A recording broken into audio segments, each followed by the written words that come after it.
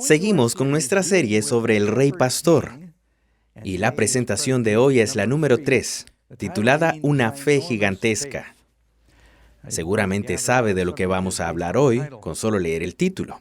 En el año 2006, un joven llamado Jake Oliver volvía caminando de la escuela a su casa a través de un campo en Bristol, Inglaterra, hablando por su teléfono celular, cuando de repente un asaltante sale de entre los arbustos y le dice: «Dame tu teléfono o te doy una paliza». Escogió sin duda a la persona equivocada para asaltar. Aunque Jake era como 30 centímetros más bajo, no estaba dispuesto a entregarle su teléfono celular. Le dijo: «He trabajado mucho y muy duro haciendo de todo para pagar este teléfono y no quiero dártelo». Así que cuando se negó a entregárselo, el ladrón le lanzó un puñetazo. Jake cuenta que esquivó el puñetazo y le asestó un golpe en la cara con el puño derecho. Le rompió la nariz. Había sangre por todos lados. Se cubrió la nariz y salió corriendo. El malhechor no sabía que Jake había ganado recientemente el campeonato de la Asociación Mundial de Karate y Kickboxing en su categoría, a pesar de que medía unos 30 centímetros menos que su atacante. No se supo nada más del agresor. Una de las muchas historias sobre David y Goliat. La historia de David y Goliat es tan famosa que se ha convertido en una metáfora que se utiliza cada vez que un individuo de poca estatura o una pequeña empresa se enfrenta a un monolito o a una persona de gran estatura. Es una historia fascinante y realmente real. Es uno de los grandes relatos, no solo histórico, sino también bíblico. Me gustaría invitarles a abrir sus Biblias en el primer libro. Nos concentraremos en Primera de Samuel, capítulo 17. Hoy, con la ayuda de Dios, analizaremos este capítulo donde se encuentra esta increíble historia. Primera Samuel 17:1. Los filisteos reunieron sus ejércitos para la guerra, se congregaron en Soco, que es de Judá. La palabra Soco significa fortaleza, y acamparon entre Soco y Aseca en Efes Damim. También Saúl y los hombres de Israel se reunieron, acamparon en el valle de Ela. Ela significa roble, debía de haber algunos robles en la región, y se pusieron en orden de batalla contra los filisteos. Los filisteos estaban sobre un monte a un lado, e Israel estaba sobre otro monte al otro lado, quedando el valle entre ellos. Ela es un valle situado a unos 32 kilómetros de Belén, y es un punto de tránsito entre la región de Judea y el área de los filisteos. Esta es una imagen del área. Pueden incluso ir a Google Earth y ver dónde se encuentra este valle actualmente. El valle crea un magnífico anfiteatro natural con un arroyo que lo atraviesa. Al parecer, los ejércitos se encontraban inmersos en un enfrentamiento desde hacía bastante tiempo y luchaban por el territorio. Los filisteos intentaban apoderarse de un territorio que pertenecía a Israel. Luchaban constantemente por defender sus fronteras. Los israelitas a menudo se referían a los filisteos como los filisteos incircuncisos. Esto se debía a que en la otra frontera vivían los amonitas o los moabitas, que estaban emparentados antiguamente con Israel y Abraham, y practicaban la circuncisión. Los filisteos eran paganos, especialmente abominables. Practicaban muchos rituales paganos, tenían un dios pez y hacían muchas cosas degradantes. Fueron por mucho tiempo enemigos mortales. Oímos hablar de las luchas contra los filisteos durante la época de los jueces, de Sansón, Samuel y Saúl. Vivían al sur de Israel, más cerca de la costa. Algunos han establecido una conexión entre la palabra filisteo y Palestina, porque este antiguo territorio perteneció a los filisteos. Estaban en reñida batalla contra su archienemigo en un callejón sin salida. Cada ejército trata de que el otro inicie el ataque porque siempre lleva ventaja el que está en terreno elevado. Noten que ambos ejércitos están en la montaña. Un valle los separa. Lo que en realidad quiere decir es: si quieres pelear contra nosotros, tienes que subir la montaña. Tendremos la ventaja. El otro bando dice: no, vengan ustedes a pelear contra nosotros. Tienen que subir la colina. Han habido escaramuzas, pero sin enfrentamientos mayores. Así transcurre esta controversia. En medio de esta crisis aparece el archivillano. Dice en el versículo 4, salió entonces del campamento de los filisteos un paladín llamado Goliat, oriundo de Gat, que medía 6 codos y 1 palmo de altura. Existen dudas en cuanto a cuán alto era. ¿Qué tan alto es eso? De hecho, puedes leer en el comentario bíblico tomo 2, página 821, que los filisteos impusieron su propio estilo de guerra al seleccionar a un hombre de gran tamaño y fuerza cuya altura era casi de 3,6 metros. Les quiero hablar un poco sobre gigantes. Los historiadores no están de acuerdo con muchas cosas de la Biblia. En lo que no discrepan es en que había gigantes en la antigüedad. ¿Qué se considera un gigante? Leamos Deuteronomio capítulo 3, verso 11. Og, el rey de Basán, era el único que quedaba de los gigantes. De hecho, su cama era de hierro. ¿No está en Rabá de los hijos de Amón? Incluso conservaron su cama como monumento conmemorativo. 9 codos. ¿Cuán alto era Goliat? Medía 6 codos. No estoy hablando de metros, hablo de codos. Su cama medía 9 codos. Eso significa que su cama, según la medida estándar corta, era de 4 metros. Notará incluso que la Biblia especifica que era el codo común, ya que había distintas medidas de codo. Esta es una ilustración de algunos de los gigantes antiguos. El primero habría sido Og, el rey de Basán, que medía más de 3 metros. Si se usa la medida estándar. Tenemos luego a Goliat y por último a un judío de estatura promedio. Este es mi amigo Eric Gingold. Karen y yo fuimos a bucear a Australia en bote y conocimos a este joven. Solía jugar baloncesto con los Chicago Bulls. Hablando seriamente, es el judío más alto del mundo. Mide un poco más de 2 metros. Estaba mirando las fotos suyas en el internet y encontré una foto donde aparezco con él. El de la izquierda soy yo. Karen, si no me equivoco, tomó la foto. Creo que esta chica debe habérsela enviado por correo electrónico a ella. En fin, era un poco gracioso porque no podía dormir en las camas del barco, tenía que dormir en la cubierta.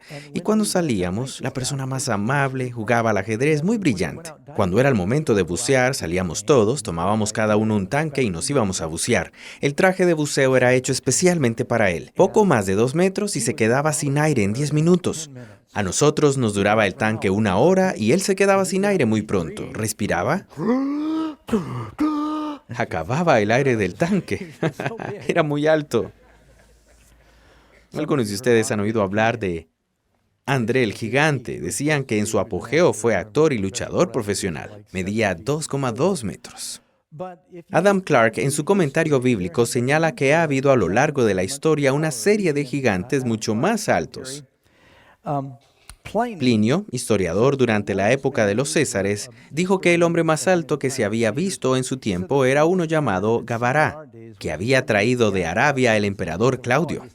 Medía casi 3 metros, 22 centímetros más alto que Goliat, según algunos estándares.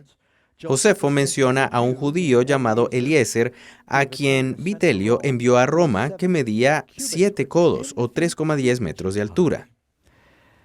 Otro antiguo historiador menciona que vio a un hombre que medía casi 3 metros y a una mujer que medía 3,5 metros. Vale la pena mencionar a John Middleton, un inglés nacido cerca de Hale durante el reinado de Jacobo I, que medía casi 3 metros de alto. Todos sabemos que han habido gigantes a lo largo de la historia, pero dependiendo del tipo de medida de codo que se utilice, creo que tenemos una imagen aquí que puede ilustrar algunos tipos de medidas de codos. Varían. Existe el codo corto hebreo, que era de aproximadamente 45,7 centímetros, 44,4 el codo egipcio, el codo común, el codo real babilónico, el codo mayor hebreo de 48,2, el codo real egipcio. Si nos guiamos por este último, entonces Goliat habría medido unos 3,6 o 3,3 metros, que es la medida que aparece en el espíritu de profecía. Era enorme. Este hombre era un verdadero monstruo. Números 13:33 nos habla de cuando los hijos de Israel entraron en la tierra prometida para explorarla. 10 de los espías volvieron asustados. Es el motivo. ¿Por qué? Dice, también vimos allí gigantes, hijos de Anac, raza de los gigantes. Nosotros éramos, a nuestro parecer, como langostas, y así les parecíamos a ellos. Mencioné a Og, rey de Basán, en Deuteronomio 3:11. Luego continúa detallando algunos de los aparejos que usaba Goliat.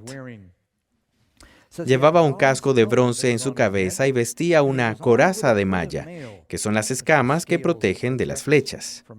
La coraza pesaba 5,000 siclos de bronce, lo que equivale a 68 kilos. ¿Alguna vez ha llevado un abrigo puesto que pese 68 kilos? Puedo levantar 68 kilos, pero sin lugar a dudas no quisiera ir a la batalla con ese peso a cuestas. Debió haber sido muy fuerte para que ese peso no se convirtiera en un obstáculo. ¿Se imagina ponerse un abrigo de 45 kilos? Oh, sí, apenas se nota. Tendría que ser un gigante. El asta de su lanza era como un rodillo de telar. Es como un pequeño poste de teléfono. La punta de su lanza pesaba 600 ciclos de hierro. Delante de él iba su escudero. Su lanza pesaba 8 kilos. Ahora, tengo pesas que uso. Tengo un par de pesas de 11 kilos que levanto en el dormitorio. Son pesadas si se levantan un par de veces. No me imagino cargar una punta de lanza de 8 kilos. Hay que ser un tipo enorme. De seguro tenían un montón de ayudantes en Gat que se dedicaban a trabajar en su armadura. Me refiero a que no se podía ir a cualquier lado y comprarla. Si fuera un gigante como ese. La Biblia continúa diciéndonos que este hombre era un portento. Se le llama el paladín de los filisteos. Es en realidad una montaña. Es un enorme gladiador. Salió del campamento como un gran desafío. Esto se encuentra en el versículo 8. Baja la montaña hasta el valle. Debido a las colinas a ambos lados y a que el aire es claro, todo el mundo podía oír. Goliat se paró y dio voces a los escuadrones de Israel. Cuando los filisteos no estaban en guerra, comerciaban con los hebreos, así que podían hablar un poco el idioma. Si va a Europa, particularmente en Suiza, hablan francés, italiano, alemán y suizo. En Europa, todo el mundo habla 2 o 3 idiomas. Si alguien habla 3 idiomas, se le llama trilingüe. Si habla 2 idiomas, es bilingüe. Si habla un idioma, es americano. Eso es lo que dicen. Pero hablaban ambos idiomas porque, admitámoslo, Sansón sabía hablar filisteo. Cuando estaba con Dalila, necesitaba un traductor. Sabía cómo comunicarse entre ellos porque pasaban mucho tiempo comerciando cuando no estaban en guerra. Los filisteos incluso tenían guarniciones entre los israelitas. Se para Goliat, grita en el idioma hebreo y lanza un interesante desafío. ¿Para qué os habéis puesto en orden de batalla? ¿No soy yo el filisteo y vosotros los siervos de Saúl? Escoged entre vosotros un hombre, una persona, que venga contra mí. Si él puede pelear conmigo y me vence, nosotros seremos vuestros siervos. Y si yo lo venzo, vosotros seréis nuestros siervos. ¿Por qué se desperdicia el tiempo en esta guerra y se mata a toda esta gente? Envíen a su mejor guerrero para que luche contra mí. Será un combate a muerte. Se aceptará la victoria del que gane. Bien, les pagaremos impuestos. No todos se convertían en esclavos. Cuando una nación vencía a otra, la nación subyugada tenía que pagar tributo a la vencedora y ésta dominaba. Decía, dame un hombre que pelee conmigo. Requiere cierta valentía manifestarse y decir, estoy dispuesto a luchar hasta la muerte. Pero si se tiene una estatura entre 2,7 y 3,6 metros, podría ser más fácil. Prosiguió luego a desafiar a los ejércitos de Israel. Dijo, hoy he desafiado. Los reto. Denme un hombre que pelee conmigo. Aquí viene este hombre personificado a un arma de destrucción masiva acercándose al valle. Lanza su desafío diciendo, los reto a que me envíen a un hombre. Tienen 1 millón de personas, envíenme a un soldado que pueda pelear conmigo. Ahora bien, ¿a quién le correspondía la responsabilidad de aceptar el reto? Al rey Saúl. La Biblia dice que de hombros arriba sobrepasaba a cualquiera del pueblo. Por supuesto que luego de algunos años es posible que Saúl tuviera 50 años en este momento y a esa edad ya no es tan rápido, lo que indica que el pueblo no esperaba eso. Estaba también Jonatán, quien con su escudero había matado a 20 filisteos. Era una posibilidad. Debió ser alto e imponente, pero no tanto como Goliat. ¿Cuántas veces Goliat hizo esto? ¿Cuántas veces lanzó el desafío? Todos los días. ¿Por cuánto tiempo? Por 40 días. 2 veces al día. 80 veces. Eso es lo que dice aquí. Más adelante en el verso 16 dice, salía pues aquel filisteo por las mañanas y por la tarde, y así lo hizo durante 40 días. ¿Sale alguien del campamento hebreo a luchar contra él? Goliat lanza sus desafíos, continúa diciendo la Biblia, y el siguiente no solo es un gran desafío, sino una gran cobardía. De todos los ejércitos de Israel no había un solo hombre. Oyendo Saúl y todo Israel estas palabras del filisteo, se turbaron y tuvieron gran miedo. Esto es realmente triste, ya que ¿por qué quería Israel en principio un rey?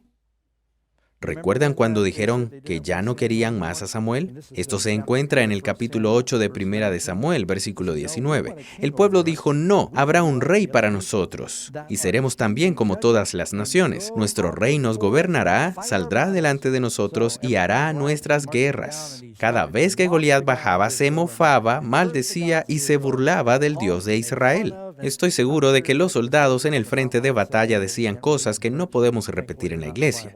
Finalmente no están en la Biblia. Entendemos que Goliat desafiaba a Dios, tomando su nombre en vano. Blasfemaba. Y los soldados de Israel parecían aceptarlo. ¿Alguna vez se ha sentido intimidado?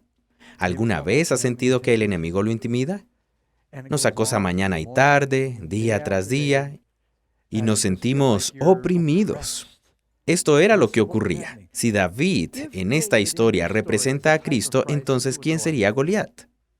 Es el archienemigo, es el diablo. Esta historia de David y Goliat no es solo una historia maravillosa para inspirar a los niños, es realmente para todo creyente, ya que todos hemos sido objeto de burla del diablo. Todos hemos sufrido abusos, nos hemos sentido como si hubiéramos sido víctimas y el enemigo nos hubiera esclavizado. No pierdan detalle, se trata de, decían, si los vencemos son nuestros esclavos. Se trata de quién sirve a quién. ¿Qué Dios va a reinar supremo? No es solo una batalla entre ejércitos, es una batalla entre dioses. Noten que David defiende a Dios y Goliat maldice en nombre de sus dioses. Es una batalla sobre qué Dios es el verdadero. Los filisteos tenían varios dioses. Continuó desafiando. Lo hizo 80 veces. Tenían que sentarse allí y escuchar este desafío. El pueblo de Israel tenía mucho miedo. El rey solía estar lleno del Espíritu de Dios. Pero, ¿qué le sucedió a Saúl? ¿Recuerdan el capítulo anterior? El Espíritu de Jehová se apartó de Saúl, y un espíritu malo de parte de Jehová lo atormentaba. Pero el Espíritu del Señor llenó a David. Saúl había perdido al Espíritu Santo. Uno de esos atributos era la valentía. Había perdido el valor. Había perdido las agallas. Cuando el rey pierde el coraje, ¿qué ocurre cuando el capitán de un equipo pierde el ánimo? Afecta las fuerzas. Saúl estaba evidentemente atemorizado y esto asustaba a la gente. Tal vez Jonatán dijo, Padre, déjame ir a enfrentarlo. Saúl respondió, no, tú eres el príncipe heredero, no puedo permitirme perderte. Pareciera que Jonatán estaba dispuesto, pero Saúl no estaba preparado para enviar a nadie. De repente sucede un cambio. Se nota un contraste marcado. Vayamos al versículo 12. Ahora David se ha pasado de la escena de la batalla al frente de batalla. Ahora vamos a los campos y a las praderas. Se ha pasado del gigante a un chico joven. No es un chico joven, es un hombre joven. Ahora David, hijo de un efrateo de Belén de Judea, la razón por la que dice efrateo es porque la palabra Belén significa casa de pan. Hay dos, quizá tres, Belén en la tierra prometida. Raquel murió en Belén, Efrata. Allí era donde vivía David, allí vivía Isaí. No hay que confundirla con la otra Belén. No sé cuántos hay, pero hay varios Portland en Estados Unidos. Tenemos Portland, Oregon, Portland, Maine. Tenemos varios farming towns. Es un nombre común. Hay muchos lugares llamados farming towns en Norteamérica. Había más de una ciudad llamada Belén. David era hijo de aquel hombre efrateo, oriundo de Belén de Judá, no muy lejos de Jerusalén, llamado Isaí, el cual tenía 8 hijos. El hombre era viejo y avanzado en años en los tiempos de Saúl. Les dije que Isaí nació antes que Sansón y vivió mucho después de Sansón. Era muy viejo. Y dice que los 3 hijos mayores de Isaí se habían ido a la guerra para seguir a Saúl. Los nombres eran Eliab, el primogénito, el segundo Abinadab y el tercero Sama. David era el menor. Siguieron pues los tres mayores a Saúl, pero David había ido y vuelto, dejando a Saúl para apacentar las ovejas de su padre en Belén. Esa es la razón por la que el escritor incluye esto en el capítulo anterior. ¿Dónde está David? Está en el palacio tocando el arpa, pero no podía hacerlo a tiempo completo. Era una sociedad agrícola. David tenía que volver a casa de vez en cuando para ayudar con las cosechas, las ovejas, la esquila y demás. Hubo un momento en que Saúl no tenía problemas de depresión. David dijo, no necesita de mi música ahora. ¿Puedo volver a casa y ayudar en la granja familiar? La Biblia aquí declara este punto. ¿Cómo regresó David a Belén? Dice que de vez en cuando regresaba a Belén para apacentar las ovejas de su padre. David era feliz allí, a pesar de que sabía que iba a ser el próximo rey de Israel. Se alegraba de poder salir del palacio y alejarse de todos los problemas de este. Pero también estaba preocupado porque sabía que había una guerra y sus hermanos participaban en la batalla en aquel momento. Esto provoca gran desconcierto. La Biblia dice que Isaí está preocupado por sus hijos que se encuentran en el frente de batalla y decide enviar a David. Dice, el filisteo salió de entre las filas de los filisteos. Hace lo mismo por 40 días. Entonces Isaí le dice a su hijo, estoy en el versículo 17, 1 Samuel capítulo y versículo 17. Y dijo Isaí a David, su hijo, toma ahora para tus hermanos un efa de este grano tostado y estos 10 panes. Llévalo pronto al campamento a tus hermanos. Estos 10 quesos de leche los llevarás al jefe de los 1000. Fíjate si tus hermanos están bien y trae algo de ellos como prenda. David es enviado al frente de batalla donde hay un enfrentamiento. Jesús es enviado por el Padre, como pan, al frente de batalla. ¿Recuerdas lo que hizo Jacob? Estaba preocupado por sus hijos. Envía a José, de parte del Padre, a sus hijos para velar por su bienestar. David es enviado del Padre. Sigue diciendo, David llega con sus suministros. Se pusieron en orden de batalla Israel y los filisteos, ejército frente a ejército. Entonces David dejó su carga en manos del que guardaba el bagaje y corrió al ejército. Vino y saludó a sus hermanos. Baja al frente de batalla. Se encuentra en la zona de las 30 millas. Mientras hablaba con ellos, quizá era el momento de la provocación de la mañana, el filisteo Goliat sale por su nombre. Salió de entre las filas de los filisteos diciendo las mismas palabras. Volvió a vociferar sus amenazas, a lanzar su desafío, excepto que ahora algo es muy diferente. David lo oye por primera vez. Durante esos 40 días David se encontraba con las ovejas. Al final de estos 40 días David escucha las burlas. ¿Tuvo Jesús una batalla al final de los 40 días con el diablo? Pensemos en esto. Los hombres de Israel huyeron. No creo que David huyera. Estaban terriblemente asustados. Y cada uno de los de Israel decía, ¿no habéis visto a aquel hombre que ha salido? Él se adelanta para provocar a Israel. Al que lo venza, el rey le proporcionará grandes riquezas, le dará a su hija y eximirá de tributos a la casa de su padre en Israel. Entonces habló David a los que estaban junto a él diciendo, ¿qué harán al hombre que venza a este filisteo y quite el oprobio de Israel? Porque ¿quién es este filisteo incircunciso para que provoque a los escuadrones del Dios viviente? No solo desafiaba a los ejércitos, David lo vio como un desafío directo a Dios. Está indignado, es un gran desconcierto, está enojado. Piensa que es un ultraje que nadie haya aceptado este reto. Pensó, Dios está con nosotros. Dios no está con él, es el motivo. ¿Por qué tardan tanto en encontrar a alguien? Hace un revuelo. Les dice a los otros qué se va a hacer. David en su mente ya ha pensado, bueno, si nadie se enfrenta a él, yo lo haré. ¿Cuál es la recompensa? No le interesa la recompensa, solo tiene curiosidad. Dijeron, oh, así se hará al hombre que lo venza. Los soldados hablan entre sí, dicen, el rey le proporcionará grandes riquezas, le dará a su hija. El matrimonio no resultó ser tan bueno, pero formaba parte de los beneficios adicionales. Todos estos soldados se reúnen a su alrededor. David empieza a remangarse, saca su honda y desata el cuero, armando un alboroto y la multitud se reúne. Eliab, su hermano mayor, se entera de lo que sucede cuando habla con los hombres y se enfada. Me pregunto la razón del enojo de Eliab. ¿No sería porque la valentía de David resaltaba su cobardía? La cobardía siempre resiente el coraje.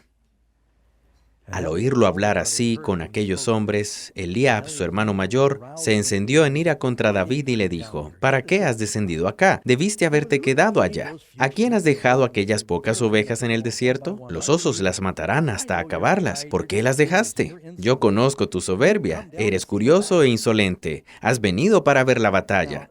¿Sabían los hermanos de David que había sido ungido rey? Pero en realidad no creían. ¿Tuvo Jesús problemas con sus hermanos porque no creían que Él fuera el Mesías? Los hermanos de David no creyeron al principio. Los hermanos de Jesús no creyeron al principio, pero los hermanos de Jesús más tarde creyeron en Él. Los hermanos de David pasaron a formar parte de su ejército y tuvieron que acatar las órdenes de su hermano menor. Eso debió ser difícil, ¿no? Pero al final se dieron cuenta de que Dios lo había llamado. Eliab le hizo pasar un mal rato y dijo: has venido aquí porque eres un curioso. Te conozco. Siempre quieres estar metido en todo. Y David dijo: ¿qué he hecho yo ahora? Solo pregunto. He venido solamente a traerles comida. Luego hizo esta importantísima pregunta: ¿acaso no hay una razón? Dice: ¿no es esto un motivo para indignarse? ¿No te importa que el enemigo se burle de nosotros día tras día? ¿Quieres ser su esclavo? ¿Hay alguno que se esté preparando para luchar? ¿Alguien habla de prepararse para luchar? Todos huyen. Vio a los hombres que huían del miedo. ¿Acaso no hay una razón? Dios nos ha dado una razón. ¿Amén? El cristianismo, tenemos un mensaje, tenemos por delante una lucha para la que nos debemos preparar. Luego se apartó de su hermano y le dijo: no voy a dejar que me desanimes. Habla con otro soldado y le dice lo mismo. Ellos le respondieron lo mismo. Cada vez el grupo se hace más grande porque es la primera vez que alguien ha tenido la osadía de decir: ¿de verdad hay una guerra? Parece que están listos para luchar. Ha lanzado un desafío. Alguien tiene que enfrentarlo. No veo a nadie. Lleva 40 días desafiando al pueblo 2 veces al día. Nadie está dispuesto a luchar. Causa revuelo el hecho de que este mequetrefe de Belén, que ni siquiera tiene armadura, dice que va a luchar contra el gigante. Y ya está preguntando por la recompensa. Finalmente, las palabras que dijo y el revuelo que causa llegan a oídos del rey. David le dice a Saúl: hemos pasado del gran contraste al gran desconcierto, ahora al coraje admirable. Lo traen ante el rey. En el versículo 32, David le dice a Saúl que nadie se desanime a causa de ese. Tu siervo irá y peleará contra este filisteo. Tiene mucha seguridad. Saúl le dice: ¿sabes en lo que te estás metiendo? Saúl conoce a David. No lo conoce bien, pero sabe que ha estado en la corte. Tocaba para él, le dice que nadie se desanime. Y Saúl dice en el versículo 33, tú no podrás ir contra aquel filisteo y pelear con él, porque eres un muchacho, mientras que él es un hombre de guerra desde su juventud. Pero ahora David muestra su gran confianza y da evidencias de la fe que posee. David tenía una gran fe. Su fe no está puesta en él, su fe está puesta en Dios, pero él tiene evidencias de su fe. David le dice a Saúl: tu siervo era pastor de las ovejas de su padre. Cuando venía un león o un oso, había leones y osos en ese país antes de que se extinguieran, y se llevaba algún cordero de la manada, salía yo tras él, lo hería y se lo arrancaba de la boca. No usaba una honda, utilizaba las manos como lo hacían los hebreos, ya sean las manos o un palo, utilizaban un garrote.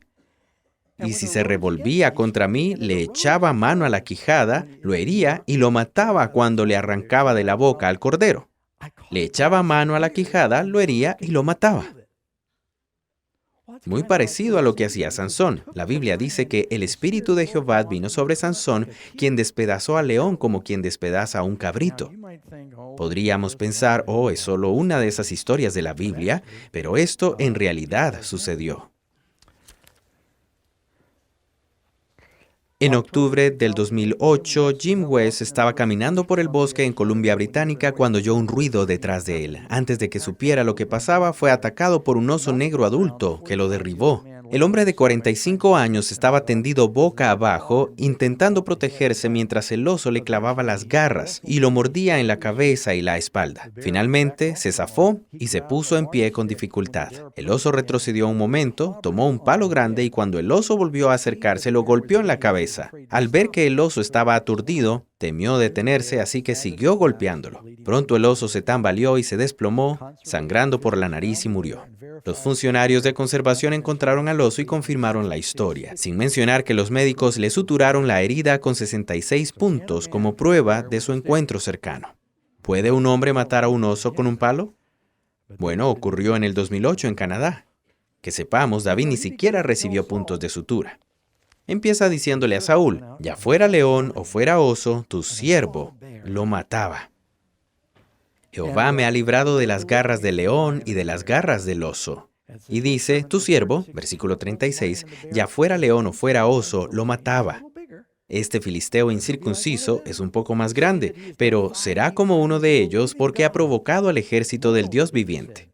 Además, David dijo, también me librará de manos de este filisteo. Él me librará de la mano del filisteo. Dijo Saúl a David, ve y que Jehová sea contigo. David básicamente estaba diciendo, puedo mirar hacia atrás y ver la evidencia de cómo Dios me ha bendecido en el pasado y me ha dado la victoria. Teniendo en cuenta lo que Dios ha hecho conmigo en el pasado, estoy seguro de que puede ayudarme ahora. ¿No es así como debería obrar la fe? ¿Tiene evidencia de oraciones contestadas en su vida? ¿Cuántas veces el Señor lo ha rescatado y ha provisto para sus necesidades? El hecho de que está aquí significa que está proveyendo para usted. ¿Cuántas veces ha pasado por pruebas, ha orado y ha atravesado un valle profundo cuando los gigantes se aprovechan de usted y el Señor le respondió, le dio una salida y lo ayudó a superar sus problemas? Nos olvidamos, ¿no es cierto?, de los milagros de Dios. Si escribiéramos un libro y anotáramos lo que Dios hace por nosotros. David recordaba las cosas que Dios había hecho para librarle y basándose en la evidencia de lo que Dios había hecho en el pasado, sabía que le ayudaría en el futuro. Eso es fe. La fe se basa en evidencias pasadas. Tengo fe en Dios, el mismo Dios que obró un milagro, porque es un milagro cuando somos salvados de las garras de un león o de un oso o de un hombre sin artillería. Ese mismo Dios, estoy seguro, puede obrar un milagro. Saúl dijo, bueno, esto ya ha ido demasiado lejos, suficiente. Tengo que enviar a alguien. No sabemos exactamente lo que pensaba. Quizá pensó, bueno, si enviamos a nuestro mejor soldado y lo matan, se va a ver muy mal. Si enviamos a un joven y lo matan, perdemos, pero ellos se van a sentir mal por ello. Es algo así como, bueno, de todas formas no quería ganar. Pero, por la razón que sea, dice, claramente te enviaremos. Ve y que Jehová sea contigo. Pero no quiero apresurarme en este punto cuando el rey Saúl dice, ve y que Jehová sea contigo. Porque eso es lo que Jesús nos dijo, ve y yo estaré contigo, ¿no es así? Id por todo el mundo y yo estaré con ustedes. Es posible que David también fue inspirado. ¿Sabía David la historia de Jonatán cuando mató a los filisteos? Quizá fue inspirado por ese incidente. David sin duda escuchó las historias sobre Sansón, tal vez por eso se atrevió a enfrentar al oso y al león. David había escuchado estas historias y eso inspiró su fe. David, al oír la palabra, se inspiró. Tuvo su propia experiencia de victoria porque había oído de Isaí las historias de Sansón y Jonatán. Las creyó y las experimentó en su vida. Entonces Saúl dice, ve y que Jehová sea contigo. Jesús nos dice, ve y yo estaré contigo. Pasemos ahora a otro punto. Cometen el error de tratar de usar ropa carnal para librar una batalla espiritual. Saúl le dice a David, toma, ponte mi armadura. Estoy en el versículo 38. Saúl vistió a David con sus ropas, puso sobre su cabeza un casco de bronce y lo cubrió con una coraza. David debió haber pensado, mira, si tu armadura es tan buena, ¿por qué no la llevas puesta? Ciñó David la espada sobre sus vestidos y probó a andar, asumiendo que esta era la armadura de Saúl y que Saúl de hombros arriba sobrepasaba a cualquiera, y David evidentemente no era tan alto, porque la Biblia dice que Samuel estaba impresionado con la altura y estatura de Eliab, pero no con David. Es decir, que ni siquiera era tan alto como Eliab. ¿Han visto alguna vez a una niña pequeña ponerse el vestido de su madre, su sombrero, sus zapatos de tacón e intentar caminar un poco? Encantadora, pero da 2 pasos y cae de bruces. David se pone la armadura de Saúl e intenta caminar, ni pensar en que puede pelear. Ni siquiera puede caminar con esta armadura. La cabeza apenas se alcanza a ver. Los ojos de David se asoman por el agujero del cuello de la armadura de David. El casco se inclina hacia un lado y arrastra la espada. Lo único que atina a decir es: con todo respeto, pero esto no va a funcionar. Tal vez la idea de Saúl era que si sacaba su armadura, parecería que al menos el rey salía a luchar. Si David vence llevando mi armadura, pensaba Saúl, quizá me den cierto crédito a mí. Sería la armadura la que ganaría la batalla. Creo que eso es válido. Creo que Saúl, que una de las razones por las que Dios no permitió que David llevara puesta la armadura de Saúl es porque si David hubiera ganado usando la armadura, adivinen quién se habría llevado el crédito. La armadura de Saúl. Pero David sale a luchar únicamente confiando en el Señor. Verán a lo que me refiero en un momento. David se pone esta vestidura carnal y dice: no puedo andar con esto, pues nunca lo practiqué. No quiere ofender al rey, nunca lo he probado. David se quita la armadura, no quería irrespetar al rey, pero tampoco quería morir. David tenía otro tipo de armadura, ¿no es cierto? Llevaba puesta la armadura de Dios. Tenemos aquí una recolecta minuciosa. Veamos el versículo 40. Se dirige hacia el frente de batalla, luego tomó en la mano su cayado. No se pierdan esto. Escogió 5 piedras lisas del rollo, del arroyo. Eso se llama un desliz freudiano porque eso es lo que quería decir. ¿Qué representan esas piedras? A cualquiera, pues, que me oye estas palabras, edificó su casa sobre la roca. ¿Y qué es lo que derriba al ídolo? Los falsos dioses del capítulo 2 de Daniel, una gran piedra. Escoge 5 piedras del arroyo. Imagínense la siguiente escena. Hay 2 ejércitos, uno en una montaña, el otro ejército en la otra montaña. Un gran valle en medio. Se corre la voz por el campamento israelí que han encontrado a un hombre dispuesto a luchar. ¿Quién es? Es un pastor de ovejas. Siempre hay un apostador en el grupo que dice: muy bien, las probabilidades son 50-1. 50-1 que no lo vence. Se hacen apuestas, probablemente todos apuestan en contra de David. Lo ven bajar, se detiene tranquilamente y busca entre las piedras del arroyo y las selecciona cuidadosamente de un cierto tamaño, una cierta forma y, lo que quizá no sepa, de una cierta densidad. Si visita esa parte del país, encontrará este tipo de piedras. Son piedras especiales para lanzar con la honda. Se encuentran en el valle y están compuestas de bario, lo que las hace muy pesadas. Sí, es sulfato de bario que tiene una densidad de masa de 3,5. Cuando lanza una de ellas, la razón por la que las balas hacen tanto daño es que son hechas de plomo. El plomo es muy pesado, aumenta el poder de parada. Si una de estas piedras lo golpea, puede ser muy doloroso, por decirlo menos. De hecho, este es el momento para mostrarles algunos objetos aquí. Esto es una onda. La forma en que funciona una onda es tomar una pelota de baloncesto pequeña. Cuando hace un lanzamiento con el brazo, ¿cuán rápido puede lanzar un pitcher? 160 kilómetros por hora. ¿Ha sido alguna vez golpeado por un lanzamiento de béisbol profesional? ¿Han visto alguna vez lo que sucede a los profesionales que a veces reciben golpes? Es muy doloroso. Algunos hasta pierden el conocimiento. Otros han sufrido quebraduras de hueso debido al golpe recibido de una pelota rápida lanzada con el brazo. Eso se debe a la fuerza centrípeta del brazo al lanzar. Cuando se emplea una onda, las ondas pueden ser más largas que esta. Se aumenta considerablemente esta fuerza. Lo que hacen es que toman una de estas piedras y un buen hondero. Pueden leer en la Biblia. Había hombres en Belén. No he practicado esto todavía, no lo he probado. Ustedes, los de la primera fila, será mejor. Pero la idea es, se supone que... Y entonces tienes que... Bueno, no me envíen a pelear contra Goliat. ¿No se supone que no debo dar vueltas y vueltas? No, en realidad no. De hecho, pueden ver ejemplos de personas que saben usar la onda. Los niños que no estaban prestando atención hace un momento, he captado su atención ahora. Pero esta a menudo tiene un trozo de cuero que se ata alrededor de los dedos. En realidad es sólido y luego sujeta el otro lado y lo suelta. Los hicimos de cosas pequeñas para que nadie saliera lastimado. Pero quiero que se imaginen la escena. Esto es todo lo que David tenía. Esto, ¿y qué más tenía en la mano? El cayado. Eran más grandes que este porque lo podían emplear para dar un golpe fuerte a un lobo o algo parecido. Se detiene y empieza a buscar en el arroyo y escoge 5. ¿Por qué 5? A los pastores les encanta contar la historia porque Goliat tenía 4 hermanos y después de matar a Goliat iba a matar a los 4 hermanos. Parece una buena idea. Probablemente ese no es el motivo. Creo que escogió 5 piedras porque, incluso un vaquero quiere un revólver de 6 tiros por si falla el primer disparo, ¿cierto? No solo eso, pero ¿qué representa el número 5? Los judíos llamaban a la ley el Pentateuco, porque son 5 libros.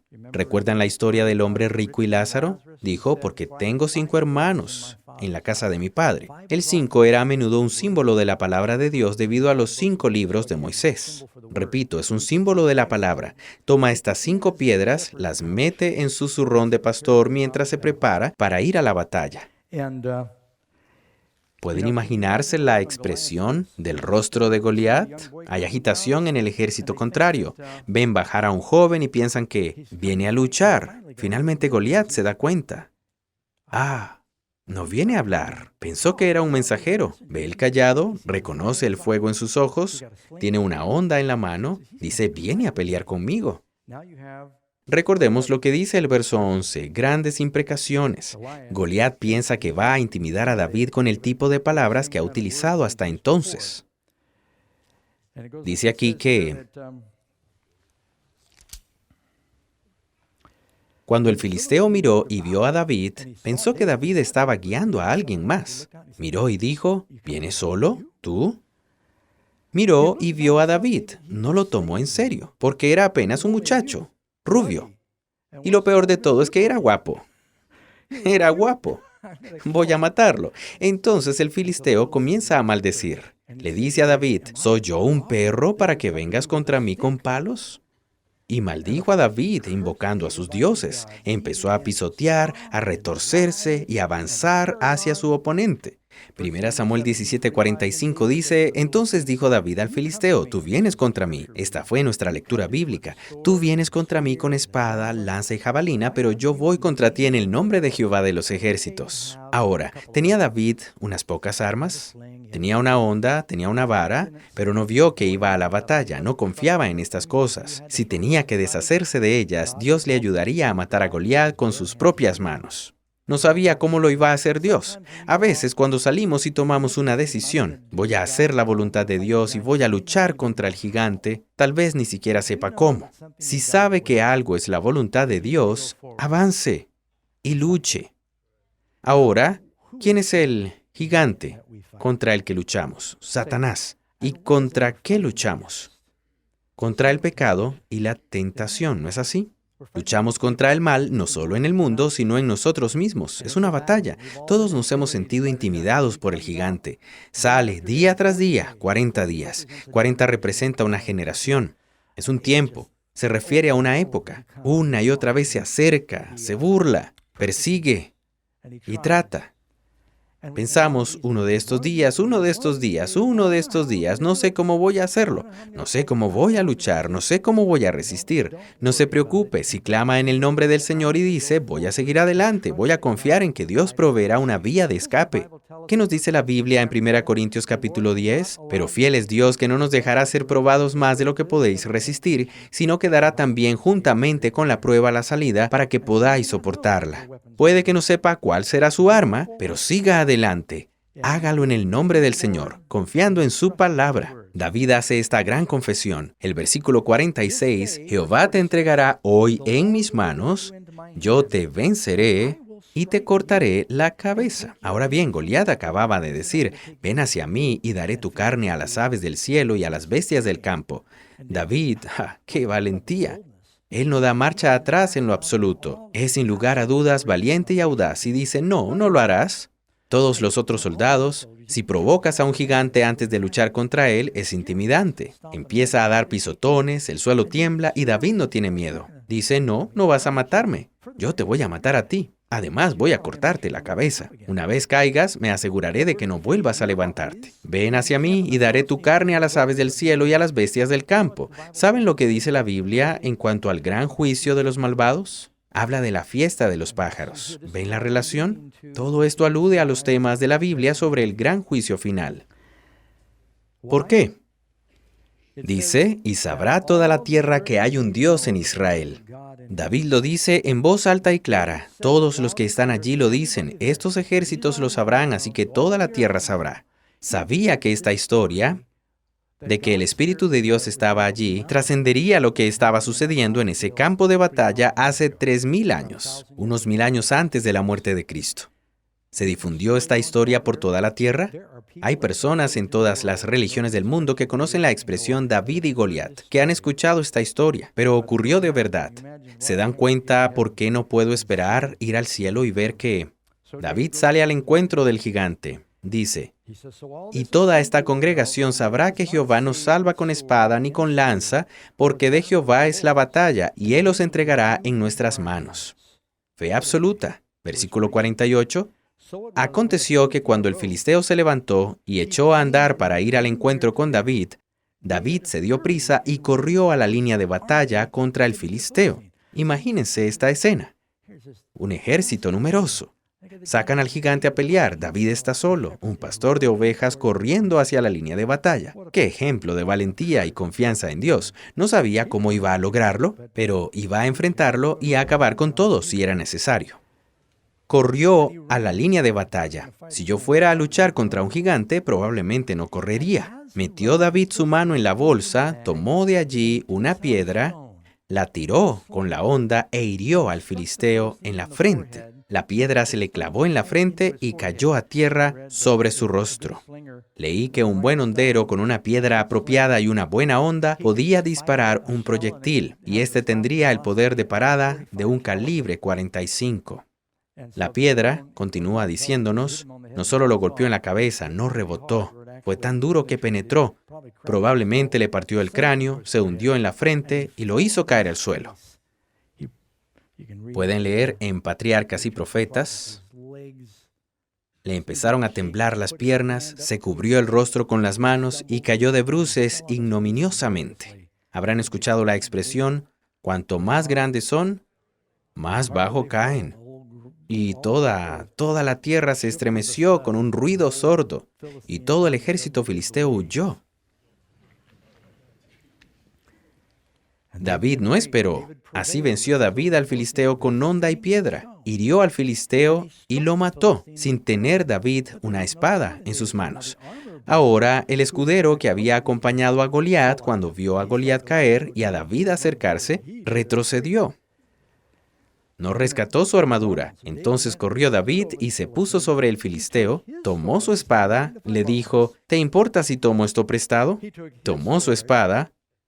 Debo explicar también, si leen aquí, dice que parte de lo que hacían los filisteos cuando oprimían a los israelitas era controlar el hierro que entraba en esa parte del país. No permitían que los israelitas tuvieran armas de hierro. De hecho, cuando los israelitas necesitaban afilar sus herramientas de hierro, de labranza, tenían que acudir a los filisteos para que se las afilaran. ¿Recuerdan haber leído esto? Los únicos que tenían una espada de hierro eran Saúl y Jonatán. Pueden leer esto después. Pero la espada de Goliat era una obra de arte. Requería de ambas manos para levantarla. David toma la espada del gigante y con ella ha estado afilada y lista por 40 días. Le cortó la cabeza. ¿Qué nos dice la Biblia que le pasa a la serpiente? Hay una guerra entre la simiente de la mujer, Cristo, y la serpiente, el diablo. La serpiente muerde el talón de la iglesia, pero al final le aplasta la cabeza.